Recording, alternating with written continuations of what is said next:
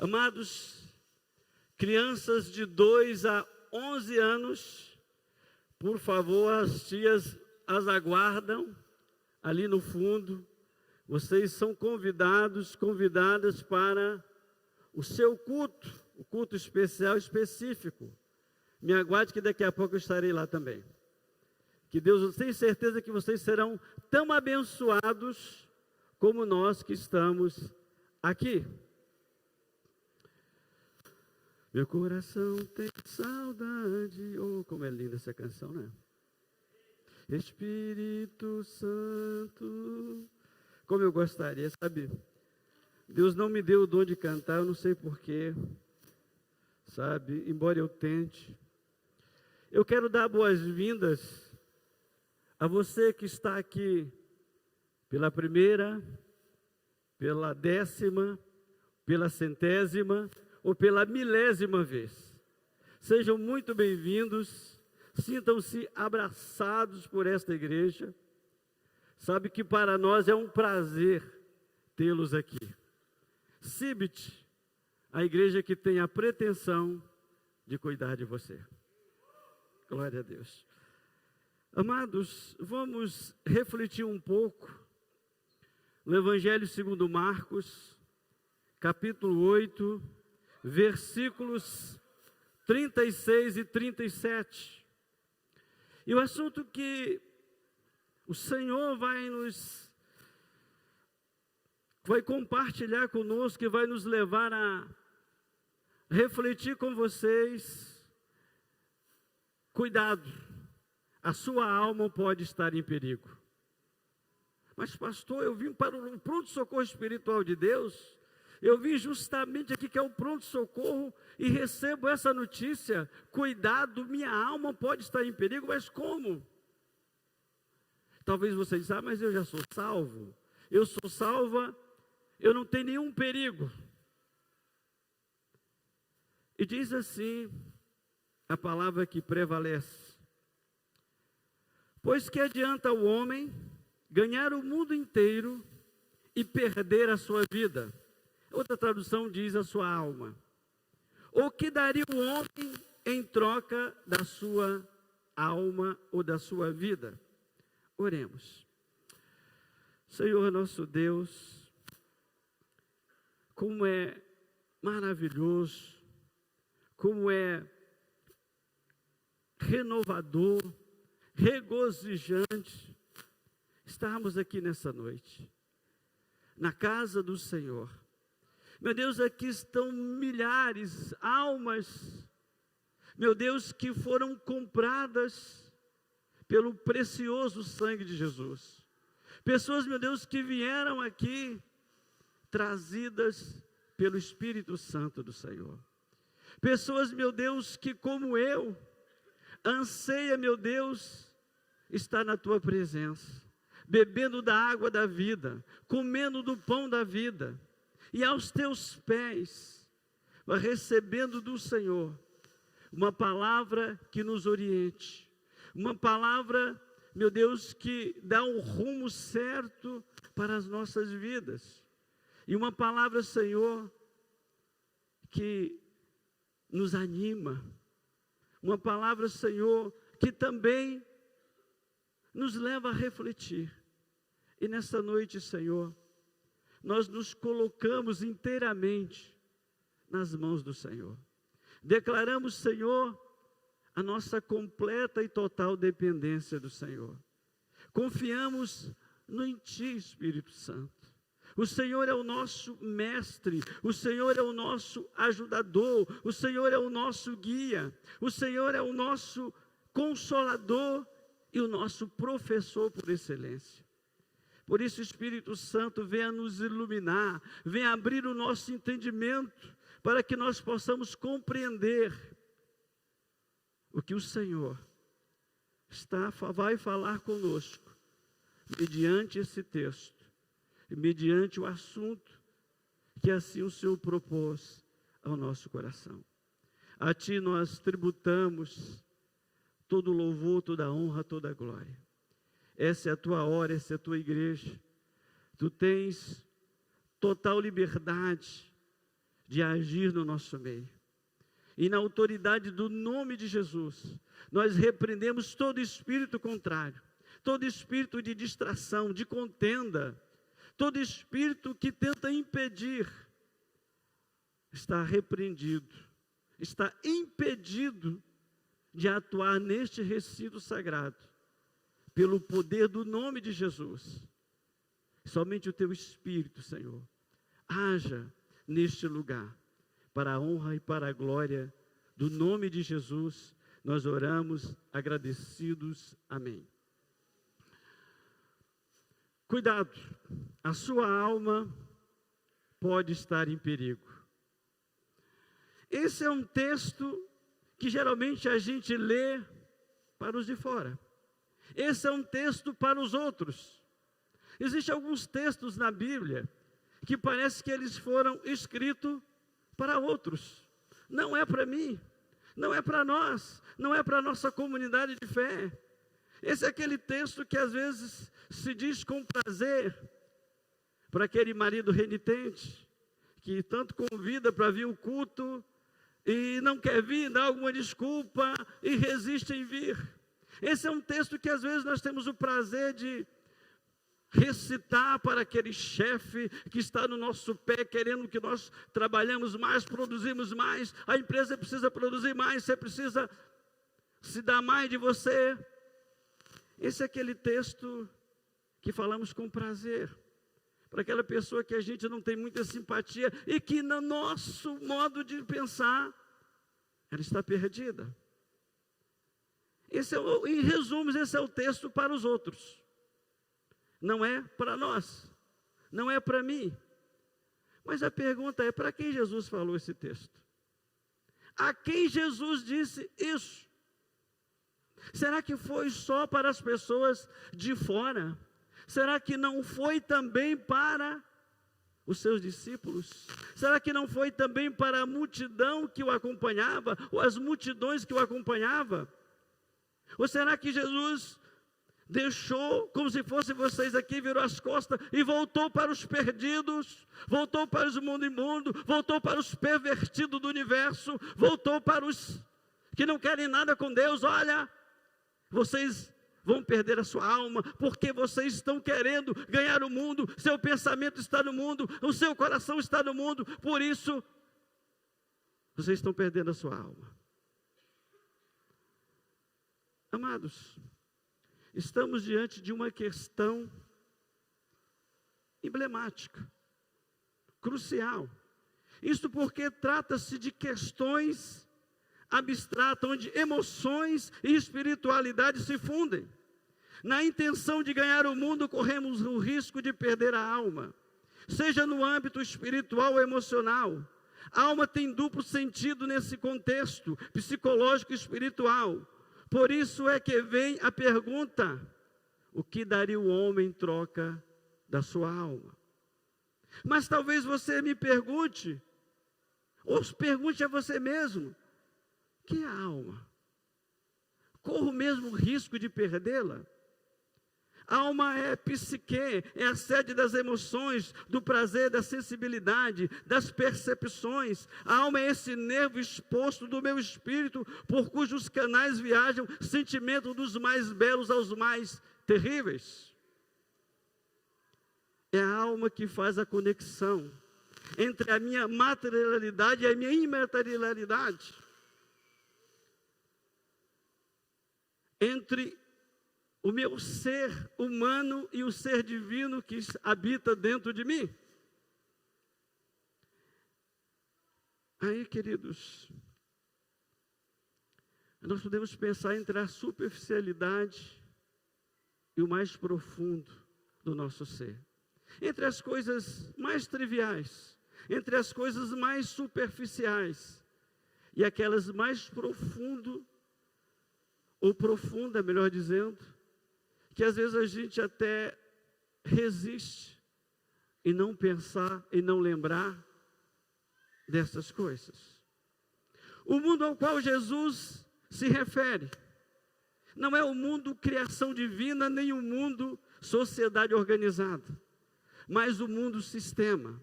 O mundo sistema que é motivado pelo desejo, pelo poder, pela fama, pela sensação de domínio e superioridade. É aquela ideia absolutista de que você é o centro de todas as coisas. E qualquer coisa que não gira em torno de você deve ser descartada. Queridos, viver essa tensão de estar no mundo, sem ser engolido pelo mundo, que é o grande desafio da nossa vida. Diante desse dualismo, é que surge a grande pergunta: é possível perder a alma? Consideremos alguns fatos. Perde-se a alma quando não se encontra uma razão para viver. Que existem pessoas que elas perderam a razão de viver, elas perderam o motivo pelos quais viver. Tem pessoas que a vida não faz mais sentido para elas. Tem pessoas que ela não encontra mais prazer nas coisas simples, nas coisas do dia a dia. E tem outras que nem nas coisas mais complexas, nas coisas mais grandes. Para essas pessoas. Porque as melhores motivações deste mundo podem, no decorrer do tempo, se transformar em coisas perversas. Mesmo os melhores objetivos podem ser radicalmente pervertidos, de tal modo que, ainda que pregando o Evangelho e querendo ganhar o mundo inteiro, eu perco a minha alma. Queridos, muitas pessoas estão nesse negócio de ganhar o mundo. Nós estamos nesse barco, nesse lema de ganhar o mundo. Nós queremos ganhar Tupã para Jesus, e ganhar para o Tupã para Jesus é ganhar o mundo. Mas como nós vamos ganhar? Quais os princípios que nós temos estabelecido? Qual é a nossa base operacional? Qual é o nosso raciocínio? Por que nós queremos ganhar Tupã para Jesus? Nós queremos ganhar Tupã para Jesus para ter um nome mais famoso de Tupã, ou para serem mais conhecidos diante de Deus e mais temidos no inferno. Que motivação nós lutamos, que motivação nós nos esforçamos, porque o nosso slogan, queremos ganhar Tupã para Jesus, e não é um slogan meramente pretensioso, é um slogan meramente alcançável, porque do Senhor é a terra, e tudo que nela existe, principalmente as pessoas que nela habitam. Perde-se a alma quando não se encontra uma razão para viver. Às vezes, fazendo isso, eu faço em função disso. Mas o que eu faço não é a razão da minha existência. Eu venho no culto, eu estou terça-feira no Tadel, eu estou quarta-feira na célula, eu estou sábado na pegada. E tem gente que leva na pegada no sentido duplo mesmo. Pega lá e pega cá. Eu estou domingo de manhã na escola bíblica, eu estou domingo à noite aqui no Miriam Maria, ou se você preferir no Miriam. Eu estou nesse negócio aí. Mas, queridos, mesmo com essas melhores intenções, se a gente não cuidar da nossa alma, a nossa alma pode passar por um processo em que a gente pode sofrer um revés, que daí vem uma crise existencial ou espiritual. E às vezes ambas andam juntas. Queridos, a alma é um elemento tão poderoso que a doença física de uma pessoa não é capaz de abalar a alma dela. Mas a doença da alma prejudica o corpo. Muitas pessoas estão doentes cujas causas não são clínicas. Tem pessoas com problemas de gastrite nervosa, de úlcera, até mesmo de câncer, e a causa não é física. A alma dela adoeceu. E a alma dela adoeceu, não adoeceu casualmente, foi um acidente. Às vezes são coisas que vão acontecendo, que no transcorrer, no percurso da vida, nós vamos acumulando lixo, nós vamos acumulando coisas que não prestam, desde ressentimentos, pensamentos ruins, intriga, desde desejo de retribuição. E muitas vezes, nós não encontramos prazer nas pequenas coisas ou nas grandes coisas que fazemos. Queridos, não importa se você faz é grande ou pequena, o importa é se você encontra satisfação. O importa é se essas coisas satisfazem a sua alma, se essas coisas que você faz é fruto de você se sentir bem com duas pessoas mais importantes da sua vida.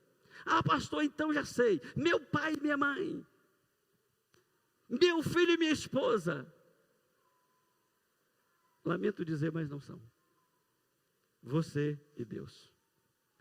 As duas pessoas mais importantes da sua vida. Porque se você não for importante para você mesmo, você jamais será para alguém.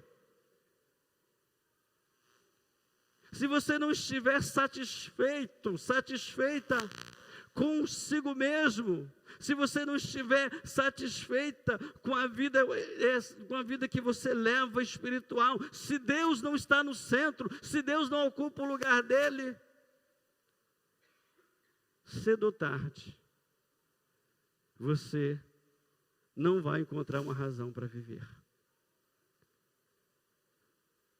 Se você não é feliz com o pouco que você tem, não será com muito. Não é o muito que ele faz feliz, é se você gosta do que você tem, se você gosta do que você faz. Meu querido, não é a Mercedes, é se você gosta do seu Fusquinha. Porque ele que é a bênção, ele que te leva para a tua casa, ele que leva para o seu serviço. Se você não está satisfeito com o seu Fusquinha, você vai adquirir um Mercedes, daqui a pouco você vai ver aquele Jaguar. Você sabe, o Mercedes já não presta mais, eu quero o Jaguar. Daí a pouco você não vai gostar do Jaguar, você vai querer um Ferrari. E por aí afora. Qualquer um de nós, não importa o âmbito da atividade, qual o escopo daquilo que a gente alcança, em qualquer nível de nossa existência, tem um mundo a ganhar. E cada um sofre a tentação de, em ganhando este mundo, pode perder o rumo da sua vida. Queridos, quantas pessoas bem-sucedidas conquistaram, fizeram algo tremendo, de repente perderam o rumo da sua vida, no meio do caminho acabaram se perdendo, não se achando mais. Queridos, existem algumas doenças que nós não entendemos, claro, nós não somos especialistas. Mas, queridos, às vezes nós vamos trazer por um exemplo bem drástico. Um suicida. Aí nós já demos suicida, foi para o inferno porque se suicidou. Mas, queridos, eu quero dizer a você, se você pensa diferente, que o suicida, no fundo, ele não está querendo tirar a sua vida, ele está querendo eliminar a sua dor. E a maior dor humana chama-se a dor da alma. Amados, perde-se a alma quando se não encontra uma razão para viver. Isso me faz lembrar de um cântico, de uma frase, claro que eu não vou cantar, vou citar uma frase, muito conhecida de nós, dos das antigas, tipo eu e mais alguns aqui. Talvez você, meu amigo, há muito procure e não encontrou uma razão para viver e outra apenas para existir. Música do Logos. Talvez você, meu amigo, há muito procura não encontrou uma paz, ele vai dizer outras, não encontrou uma paz para ficar e outra para seguir. Então talvez a pessoa tenha encontrado, tenha procurado, mas a razão de viver tem que ser construída em torno de quem você é e de quem Deus é na sua vida. Estabeleça os alicerces da sua vida em torno de quem você é e de quem Deus é na sua vida. E aí você encontrará, então pastor, está tudo jóia, então não haverá mais problema, acabaram-se os meus problemas, minhas lutas, meus dilemas. Não. Mas você não sucumbirá a elas. Elas não te vencerá. Porque como diz a canção, agindo Deus, quem impedirá? Se a tua fé está firmada no nome do Senhor Jesus, quem te impedirá de ver a luz? Quem te impedirá de romper? Quem te impedirá, apesar da dificuldade, apesar da luta, das lutas da vida? Estou firme, eu tenho uma razão para viver. Eu vivo, sou feliz, sou satisfeito com o que tenho e com quem sou. O problema é que às vezes algumas pessoas não estão satisfeitas com quem é e nem com quem tem, o que tem. Esteja satisfeita com você mesmo e com aquilo que Deus te deu e com quem Deus te deu. Amados, perde-se a alma quando nada mais produz satisfação. Nada mais. Poxa, eu fui do culto ontem na pegada, sabe, não rolou. Eu fui na pegada, vi um bocado de jovem pulando, eu vi gente saltitando, vi gente, expressões de alegria, de exultação. Mas eu estava por dentro, um vazio, uma inquietude assustadora, que eu estava mais para um velório do que para um culto. E olha que tem alguns velórios também animados. Às vezes surgem alguns contadores de piada em velório. Tem velório que tem uma cachaçinha, tem velório que tem um cafezinho. Mas eu estava lá e nada disso. Mas foi o pessoal do louvor. O pessoal do louvor não estava inspirado, não cantou nada que tocasse na minha alma. Não foi o pregador, misericórdia, só a graça de Deus. Eu só fiquei até o fim por questão de educação. Queridos, o problema não é o culto, não é se o louvor foi bem ministrado, não é se o pessoal do louvor, o dirigente do louvor estava inspirado, não é se o pregador Deus usou, não. O problema é que nada satisfaz a sua alma. Há um vazio profundo na sua alma. Nada lhe dá contentamento. Querido, e quando eu falo isso, eu não estou me referindo a satisfações libertinas, mas sim a satisfação consigo mesmo, com o que faz e com o que é belo. Eu estou satisfeito. Eu estou satisfeito com o meu emprego. É claro que eu quero ganhar mais, eu quero chegar lá, eu quero ser o gerente geral da Caixa. Amém. Mas estou satisfeito sendo gerente apenas da área empresarial. Eu estou satisfeito, sinto feliz, mas eu quero chegar lá. Mas eu quero chegar lá feliz. Eu quero chegar lá satisfeito. Não é o estar lá que é a minha satisfação. A minha satisfação está porque eu estou em paz com meu Deus. Eu estou em paz comigo mesmo. O meu lar é o melhor lugar na terra para se estar. E por isso a minha alma está satisfeita. A minha alma está satisfeita porque eu tenho encontrado com meu Deus. A minha alma está satisfeita porque Deus ocupa o lugar dele na minha vida. A minha alma está satisfeita porque o Espírito Santo interage comigo. E eu não preciso de mais nada. E o que vier é acréscimo.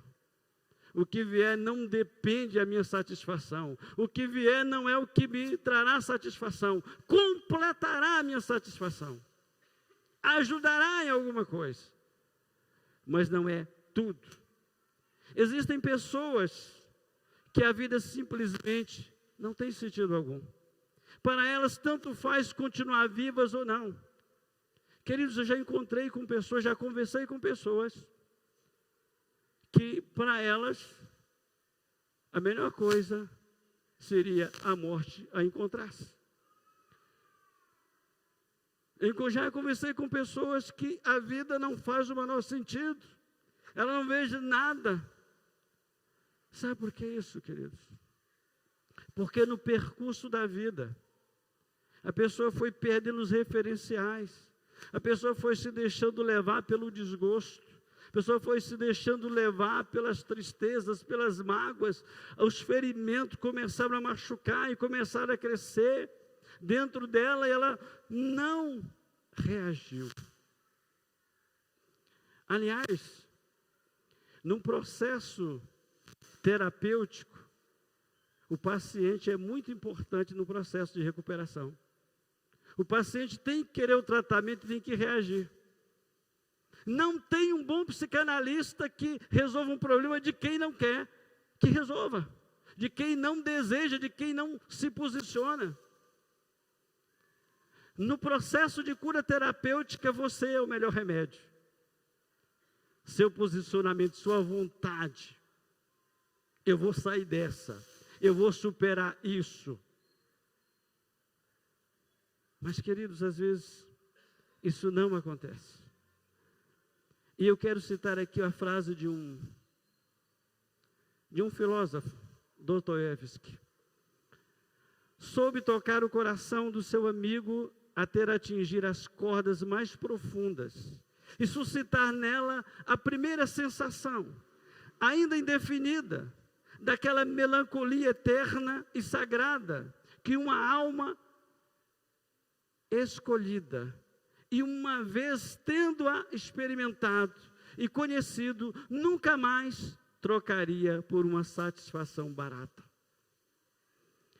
Queridos, se a nossa alma não está satisfeita, se a nossa alma não encontra satisfação, nada mais externo que possa fazer, nós podemos criar eventos, situações, mas tem que nascer dentro de você. Nós podemos levar você para o face a face, é ótimo. Mas se você não for para o face a face, determinado, determinada, eu vou voltar diferente, e Deus vai me curar disso, Deus vai me livrar disso, Deus vai libertar daquilo. Você pode ser ter doutorado em face a face, você vai continuar da mesma forma. É interessante que às vezes vai várias pessoas para o face a face, mas uma ou duas não acontece o processo de cura ou de transformação. Ao invés das pessoas olharem para as 98 que foram transformadas, que aproveitaram, que foram cheias, que voltaram cheias, olha para aquelas duas que infelizmente não funcionaram na vida delas. Mas não funcionaram, não foi por causa do face a face, não foi por causa de Deus. Deus não vai fazer nada na sua nem na minha vida se nós não abrirmos a nossa alma para Ele, se nós não abrirmos o coração para Ele.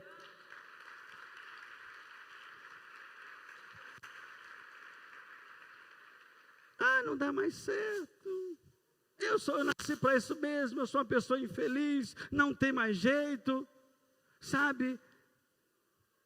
É o estilo crente Gabriela, eu nasci assim, eu cresci assim e eu vou morrer assim. Não, você não tem que continuar assim, você não tem que acabar os seus dias assim, seus dias podem ser diferentes, sua vida pode mudar, sua alma pode encontrar satisfação, sua alma pode se encontrar e se encontra quando você se encontra com Deus. Queridos, quando nós lemos o Salmo 42, é uma autoexpressão de uma alma sedenta por Deus, é uma expressão de quem provou e viu e sabe que Deus é bom, é de quem sabe que o melhor lugar para essas pessoas, ou aquelas pessoas, era estar com Deus, que se tratava dos coraitas. Aí eles vão dizer num dos trechos: a minha alma tem sede do Deus vivo. Lembro-me quando eu ia com a multidão feliz em procissão para o templo, em festa para o templo do Senhor. Sabe, querido, você lembra do tempo que você contava as horas, vai começar o culto, você era a primeira pessoa a chegar e a última a sair?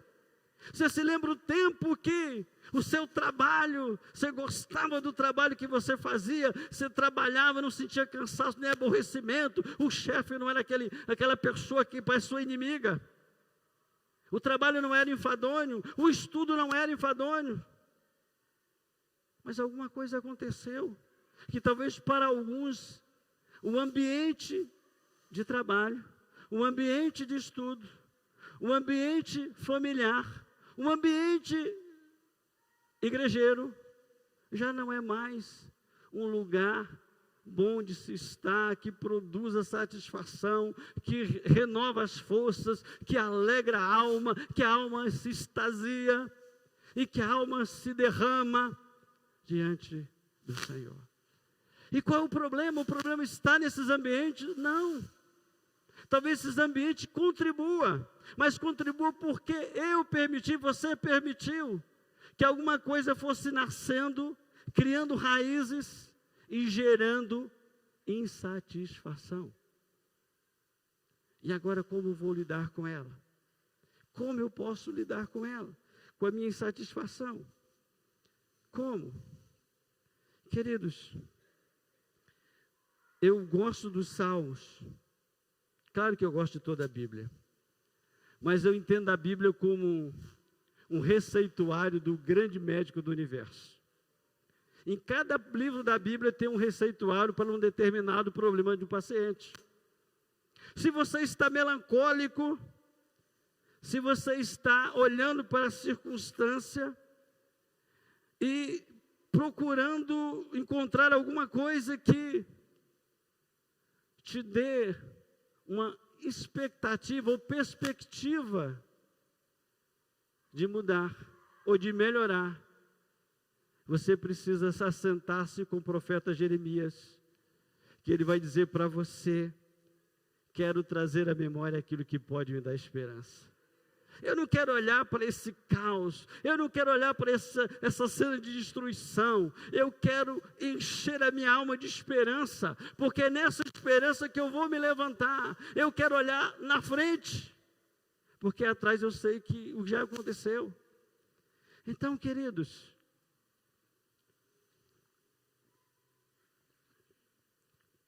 cuidado com a sua alma. Que daria o homem pela sua alma? Que adianta o homem ganhar o mundo inteiro ou perder a alma? E aí a gente pensa que isso é pessoas gananciosas, pessoas que querem ficar ricas a todo custo, sem escrúpulos. Encaixa aqui também. Mas eu não creio que seja para essas pessoas específicas que Jesus dirigiu a sua mensagem. Porque as melhores motivações podem não ser as corretas. Certifique se a sua motivação é correta. Certifique se a sua motivação te leva ao lugar que você deseja chegar. Perde-se a alma quando princípios estabelecidos por Deus são ignorados. Geralmente a saída pela tangente de muitas pessoas são: não é bem assim, não foi isso que Deus quis dizer, isso é muito relativo.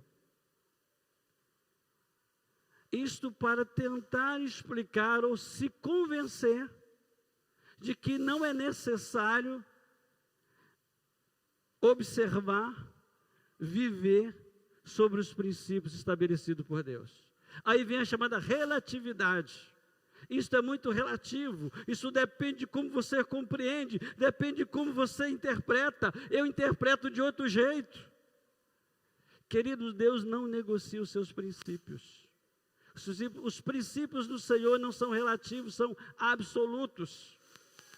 E os princípios dele de vida são absolutas. Porque ninguém conhece melhor você e a mim do que o Senhor. Não é à toa que o salmista diz: tu me conheces quando me deito e quando me levanto. O que ele está dizendo? Tu conheces o mais profundo, aquele lugar que eu ainda não tenho acesso, aquilo que ainda não foi formado na minha mente, o Senhor já sabe.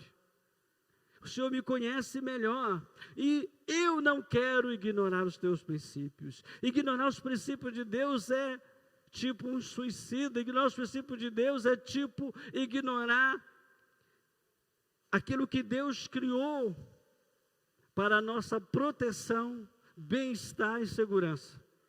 Queridos, vocês acham que a lei, Deus deu a lei a Israel lá no deserto, foi para o meio de Deus ser uma espécie de tirano? Deus foi um tirano, Deus foi carrasco, Deus foi aquele tipo ditador, então vou dar uma lei. Não, queridos, a intenção de Deus era que a lei fosse protetora e condutora do povo. A lei formava como um cinturão, uma cerca para proteger o povo, para que eles não vivessem como aquelas nações, para que eles fossem um povo diferente e usufruíssem as bênçãos do Deus que era diferente dos outros. Mas alguns dentro daquele povo não entenderam isso, e nem não entendendo isso, ignoraram os princípios. E numa determinada passagem, quando eles estão vindo no deserto, que eles fazem uma besteira, então Moisés vai chamar atenção, e aí eles tentam consertar um erro, praticando outro erro. Eles tentam avançar pela sua própria força contra os adversários. E a palavra, a ordem de Moisés foi: não vá, porque o Senhor não estará convosco. Eles foram, e o que aconteceram? Foram todos mortos. Ignoraram os princípios, ignoraram os avisos, ignoraram os semáforos, invadiram os sinais vermelhos, e aí o risco de uma colisão é grande. Queridos, muitos acidentes acontecem no nosso trânsito, a culpa, 99% de culpa são dos condutores, porque não respeitam as leis de trânsito. Queridos, por que nas ruas dos bairros tem vários quebra-molas? Não era para ter nenhum. Porque se não tiver quebra-mola, o condutor não respeita o limite de velocidade. Todo mundo sabe que em via urbana 40 km é o máximo que se pode andar numa via urbana. Mas como a maioria dos condutores não obedece, tem que ter quebra-mola, tem que ter essas coisas.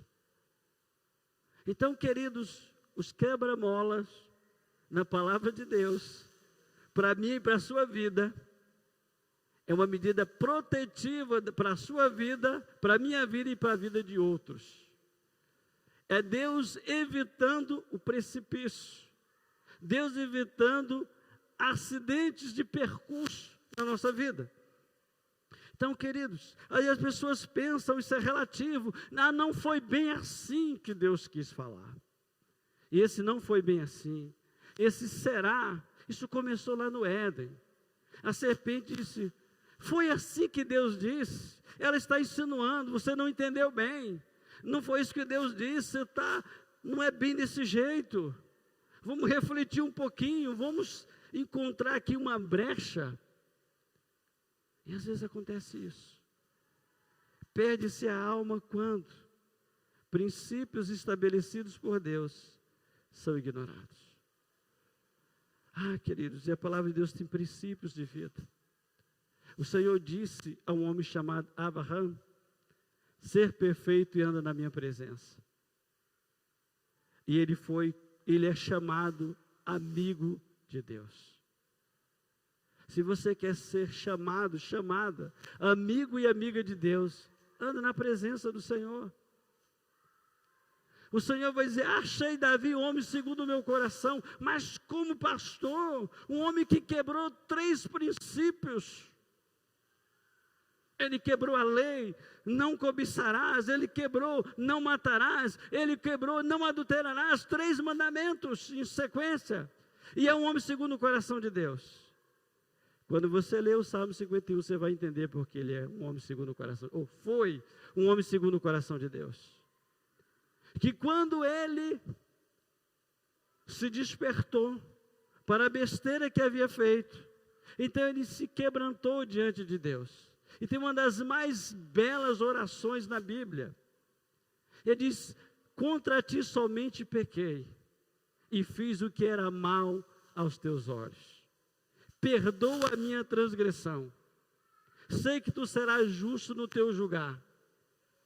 Renova em mim, Senhor, um espírito reto, um coração quebrantado. Devolva-me a alegria da tua salvação. O que ele está dizendo? Devolva-me a alegria de me sentir salvo, de saber que eu sou salvo. Eu sei que o que eu fiz, merece pena de morte, mas sei que tu és misericordioso.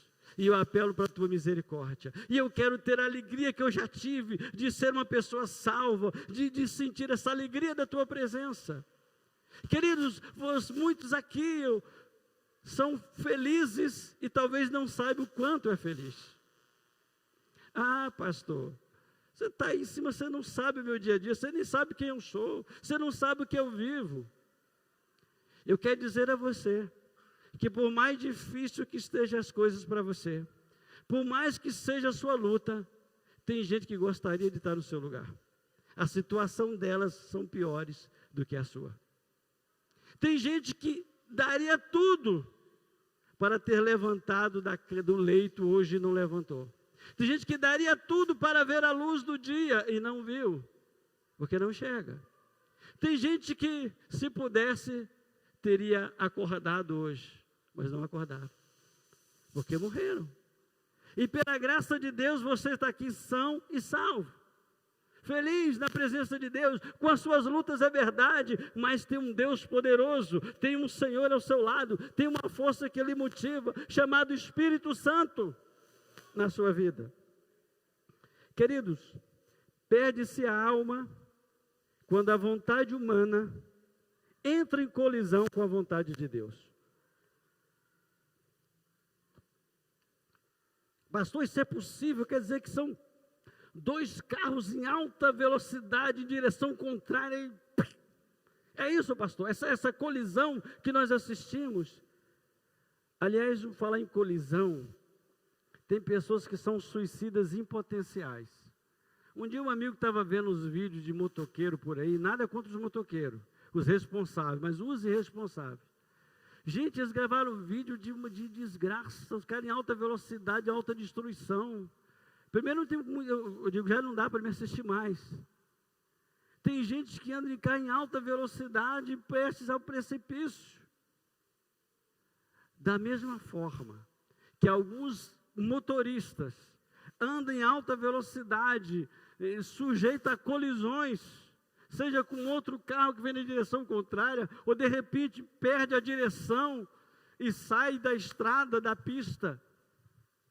Assim também acontece quando a minha vontade se opõe à vontade de Deus, quando a minha vontade tenta prevalecer contra a vontade de Deus. Tem que ser eu quero, é do meu jeito, eu não aceito isso, e eu tenho o direito. Queridos, existe quando a gente tem uma aula chamada renúncia de direito, tem uma frase que fica: o seu direito termina quando começa o direito do outro. Os meus direitos, eles estão limitados a algumas circunstâncias, alguns princípios estabelecidos, e quando começam os seus. Porque eu não posso usar do meu direito para ferir o seu direito, para desrespeitar o seu direito. Então, quando a alma, a vontade da minha alma entra em colisão, a minha vontade entra em colisão com a vontade de Deus, é uma coisa terrível. Queridos, eu vou dizer para vocês, pregadores correm risco, sério risco, quando são estúpidos suficientes de pensar: eu sou o cara, eu sou o homem acima da média, Deus depende de mim, o meu ministério, o sucesso pessoal é mais importante do que o reino de Deus. Coitadinho. Eu acho que vocês já o conheceram, já ouviram talvez muito sobre um homem que foi muito usado nos anos 80. Um grande pregador americano chamado Jimmy Swaggart. Um homem que arrastava multidões. E de repente ele desaparece. Ele some dos holofotes da mídia e não aparece até o momento. Não apareceu de novo. Qual seria a razão, ou quais as razões, o que aconteceu com esse homem? Queridos, entre talvez algumas coisas que eu posso entender do que eu já li a respeito, do que eu já ouvi a respeito, foi uma atitude arrogante dele. Ele marcou uma cruzada para Buenos Aires. Estando no hotel, um da sua equipe ligou para ele do estádio do Monumental de Núñez. E disse, olha, ele disse, como é que está? Ele disse, o estádio está lotado, não cabe mais ninguém, e tem muita gente fora, estamos instalando os telões. Aí ele, na sua vaidade, disse, Deus precisa de mim. Deus precisa de mim. Deus precisa do meu ministério. Ele podia ter dito, Senhor, obrigado por usar a mim, apesar de não ser digno. Obrigado, Senhor, por fazer desse ministério um instrumento para atrair e alcançar vidas. Isso começou a decência, ou melhor, a derrocada dele, o despencar. Uma simples frase, no momento de entusiasmo, permitiu-se ser exposto o que estava dentro da sua alma. Foi estúpido o suficiente para dizer isso. Queridos, Deus usa pessoas, Deus usa ministério, mas são meros instrumentos. Deus bota quem Ele quer, Ele tira quando Ele quer. E Ele não precisa pedir permissão, Ele não precisa dar licença, pastor Haroldo, com a sua licença, com a sua permissão. Eu vou colocar uma outra pessoa, não, Ele não precisa disso. Deus tira quem Ele quer. Meus queridos, quando Deus escolheu Davi, ninguém dava um centavo por Davi, nem mesmo o profeta. A Bíblia diz que quando Samuel vai lá para a casa de Jessé, e ele vai ver os filhos, os olhos dele se engraçam com Eliabe, o bonitão, aquele que malhava, estava sempre em forma, sabe, levantava, nada contra quem faz isso, é bom para a saúde. Mas aquele que tinha uma aparência imponente, aí Samuel olha e diz assim, certamente aí está o homem de Deus. Qual foi a resposta do Senhor para Samuel? O Senhor não vê como vê o homem. O homem vê a aparência, o Senhor vê o coração. Interessante que passa todos os filhos de Jessé, menos um. E leva-nos a entender que ia passar ali. Parece que Jessé esqueceu que tinha mais um outro filho. Então Samuel pergunta, são todos os teus filhos? Não tem mais nenhum? Tem aquele. Sabe?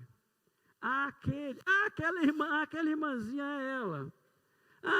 Vamos chamar, né? Aquele irmãozinho. Pois é aquele irmãozinho, aquela irmãzinha que Deus quer usar. Talvez é aquela irmãzinha, aquele irmãozinho que não aparece muito nos holofotes, que não chama a atenção de ninguém, chama a atenção de Deus. Os olhos do Senhor estão nele, os olhos do Senhor estão nela. Aquele menino que cuidava de ovelha, aquele menino que entendia muito de animais, aquele menino que na sua solicitude, na solidão do deserto, nos momentos de elevo, a sua alma cantava para o Senhor. A sua alma dizia, o Senhor é o meu pastor. O Senhor é o meu pastor, nada me falta. Ele me faz deitar em pastos verdejantes. Ainda que eu ande por um lugar perigoso, ainda que eu corra perigo, mal nenhum me alcançará, porque tu estás comigo. E aí, querido, às vezes eu ouso mudar a frase do Salmo 23. Eu digo para mim mesmo em alguns momentos, a tua palavra e o teu espírito me conforta e me fortalece. Que lá está a tua vara e teu cajado. Então eu, propositadamente, eu digo, Senhor, a tua palavra e o teu espírito me fortalece e me alimenta. Que teve um momento na minha vida que literalmente eu experimentei o que o salmista diz. A tua palavra foi o meu remédio, foi meu alimento todos os dias. Teve um momento que a palavra de Deus foi o remédio mais poderoso para a situação que eu estava passando, para a dor que eu estava sentindo. Experimente, é poderoso esse remédio. Mas por quê? Porque esse homem simplesinho tinha intimidade com Deus. Esse homem simplesinho, esse garotinho, não era conhecido, o pai não dava nada por ele. Talvez o pessoal daquela aldeia não desse nada por ele, mas o Deus o conhecia, os olhos de Deus estavam sobre ele. É ele, eu o conheço, eu vejo. Queridos, por falar nisso, você já observou que nas cartas às 7 igrejas do Apocalipse, há um refrão dizendo, eu conheço, eu conheço, eu conheço. O Senhor conhece cada um de nós. O Senhor conhece cada um que está aqui e cada um que ainda virão para aqui. Nós não sabemos quantas pessoas vai se achegar a nós. Nós não sabemos quantas almas ainda serão ganhas. Mas o Senhor conhece cada uma delas, onde elas moram, onde elas estão, o que elas estão fazendo. Queridos, perde-se a alma quando a vontade humana entra em colisão com a vontade de Deus. Pregadores que são capazes de fazerem pessoas chorarem com tanta facilidade, mas não têm mais a sensibilidade de chorar diante de Deus, pelas almas que estão se perdendo. Não há lágrimas, não há choro.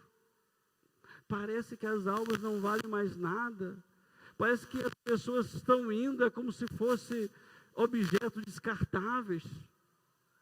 Querido, eu louvo a Deus por muitas coisas na nossa igreja, mas eu vou dizer que eu louvo a Deus por uma dessas muitas coisas. Deus levantou aqui pessoas capazes de amar os discriminados, os rejeitados, os que ninguém dá valor. Pessoas que vão nas bocas de fumo, pessoas que vão nos lugares onde se embriaga, pessoas que agora estão indo nas praças, aqui não tem ruelas, nem becos, se tivesse, os guetos também não tem, são privilegiados os tupaenses, mas se fosse em Salvador, teria os guetos, teria as favelas, em busca dessas pessoas, porque almas são preciosas para Deus. Mas às vezes os pregadores com tanta facilidade fazem as pessoas chorar, fazem as pessoas rir, mas não são capazes de chorar diante de Deus por pessoas que estão perecendo. Não são capazes de chorar diante de Deus quando vê a triste realidade humana da maior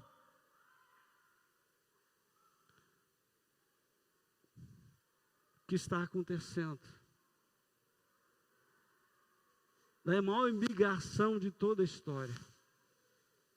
As pessoas que estão fugindo do terror da morte, deixando para trás uma história de vida, deixando para trás tudo que elas construíram, deixando até familiares, aventurando-se nos mares da vida, sujeito a todos os perigos, não sabendo se vão chegar e como vão chegar. Queridos, é o maior número de imigrantes de toda a história da humanidade. Isso tem que nos sensibilizar. Isso tem que nos levar a alguma coisa. Não tem mais a humildade de falar, Senhor, eu tenho uma mensagem para pregar, mas não sei se é a tua palavra. Senhor, eu preparei uma mensagem. Senhor, eu li todos os livros de hermenêutica, de exegese, eu li tudo. Senhor, eu preparei, é aquele sermão. Mas, Senhor, eu ainda não recebi o aval do Senhor. Senhor, eu abro mão de tudo isso por uma frase tua, nem que seja uma única frase, porque se vem de ti, vai tocar em alguma alma. Se vem de ti, vai ter um efeito. Queridos, nós estamos caminhando para o final. E esse caminhando para o final, eu convido aqui Bruno e Mari, que vão cantar uma canção do Inário Cristão. E eu creio que essa música provavelmente falará mais ao seu coração, tocará mais fundo no seu coração, talvez o que eu não tenha conseguido nesses minutos. Queridos, portanto, corremos o risco de perder a nossa alma em vida e também após a morte. Não sei o que é pior, ser banido da Jerusalém celestial ou perder a capacidade de amar, de sentir amado, perder a alma em vida ou depois da morte. Perder a alma significa também perder-se como pessoa, perder a vida no corre-corre do dia a dia, sem chegar a lugar nenhum. E aí o poeta nos ajuda. Para a vida que eu não vivi, para os amores que não amei, para as oportunidades que desperdicei, de que me valeu a vida. Aquieta minha alma, faz meu coração ouvir tua voz.